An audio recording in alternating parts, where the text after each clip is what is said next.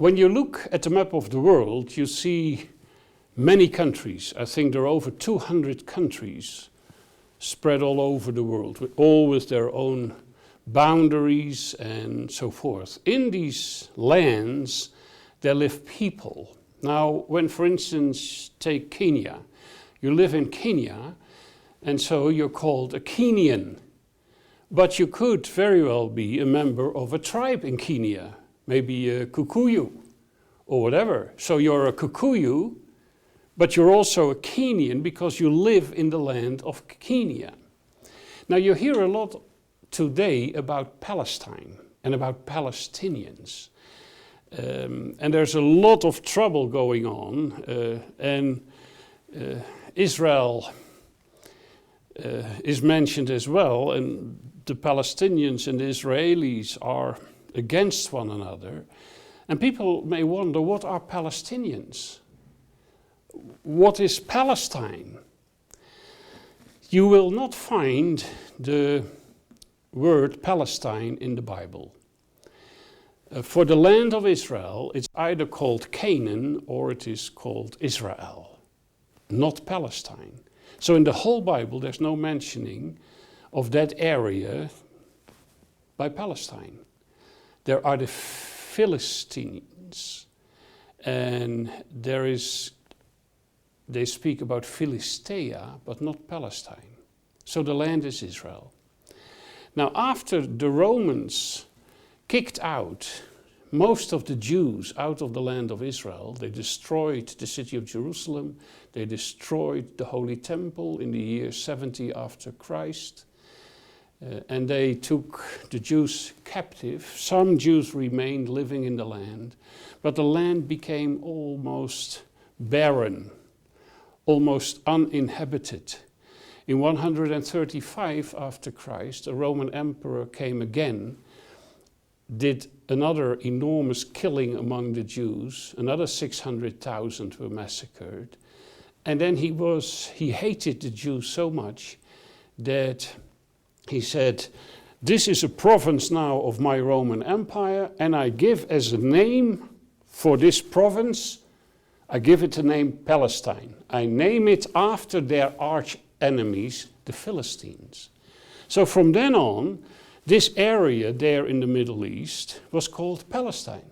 So everyone who lived there, although he could be Jewish or he could be Arab or he could come from another nation, but he lived in that province called Palestine, so he was a Palestinian.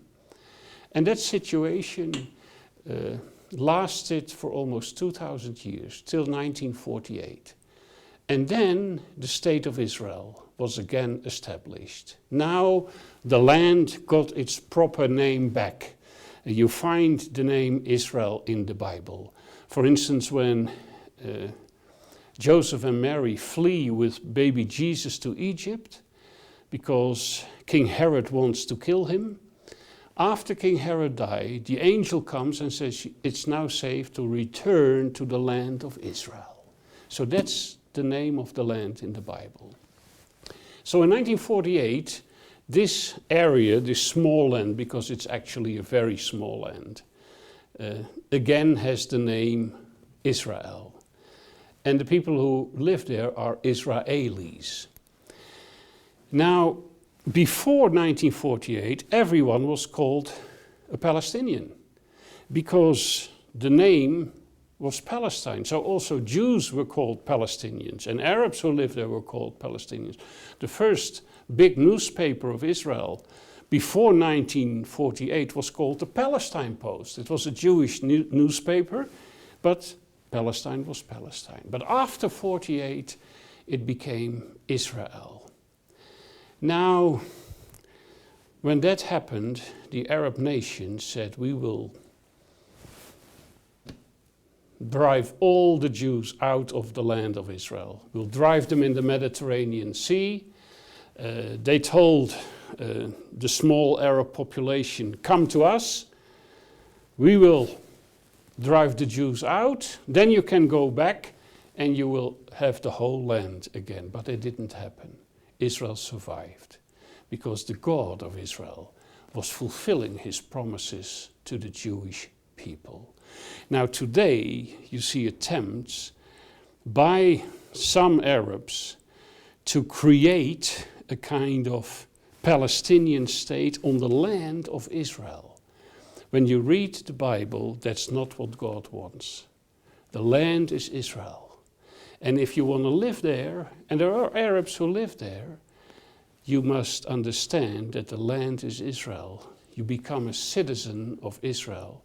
There are Arab Israelis, Arabs being citizens of Israel. They even have a small political party in the parliament, and they vote, and they have positions, political positions in the government, even among the ambassadors.